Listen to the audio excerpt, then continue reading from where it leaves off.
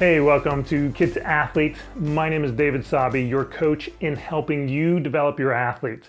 In this video, we are covering how you can help charge your athlete up and avoid killing their spirit.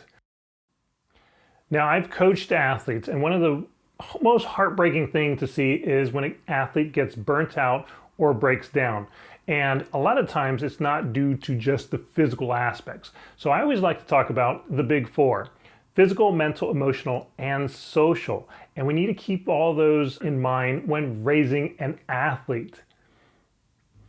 So to keep your athlete's spirit up, to keep them charged and energized so that they can go out there and perform to their highest level, there's three things that I think we should be focusing on. The first is recovery.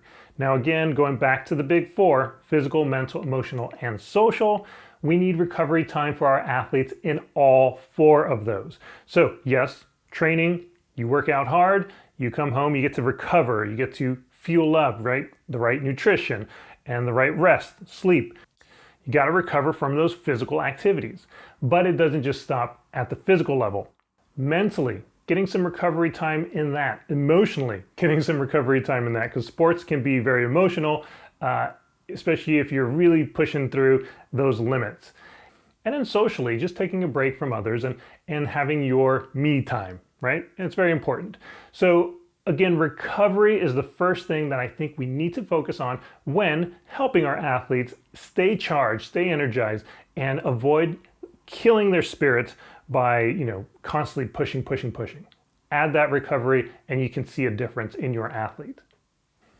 Number two is creativity. Now, creativity is one of those things that we don't really think about too often, but I want you to be aware of that, because creativity means your athlete gets to explore, gets to experiment, gets to tinker with things, try things out. And so as parents, how we can help with that process of being creative is by giving them a safe space.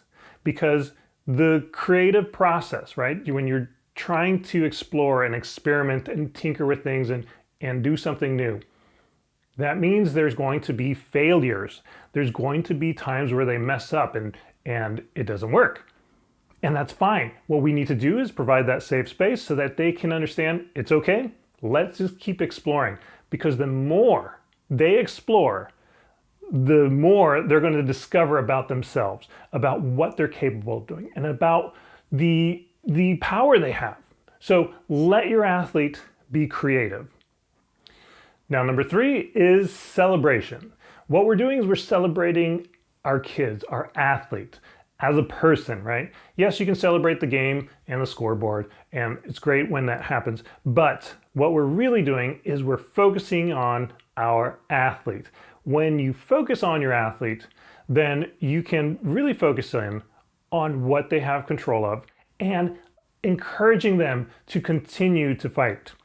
Now, I know that a lot of times we focus on the games, and the games are nice, and the games can be a good sign of them doing well.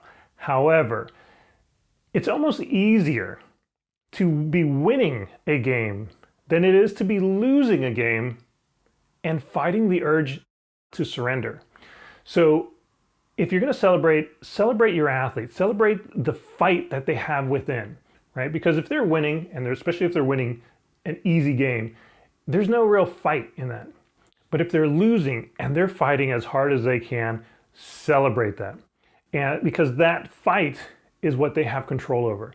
That persistence, that resilience, the grit, you can go into so many different areas in just thinking of an athlete taking control of what they have and just pushing and continuing to fight until the end of the whistle, right? So you're looking at celebrating the athlete, not necessarily the game or the sport, but your kid.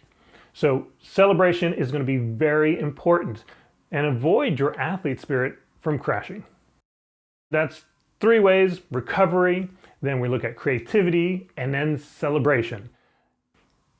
You want to focus on recovery. You want to focus on giving them time to recover from, again, the big four: physical, mental, emotional, and social.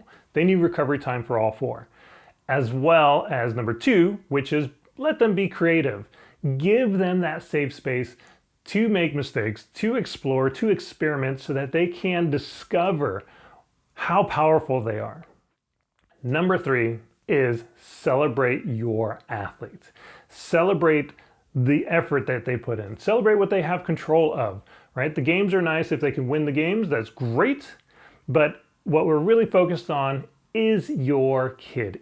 So let's use these 3 ways to help keep your athlete charged. And with that, hit that subscribe button if you haven't already, and I will see you on another video. Thanks for watching.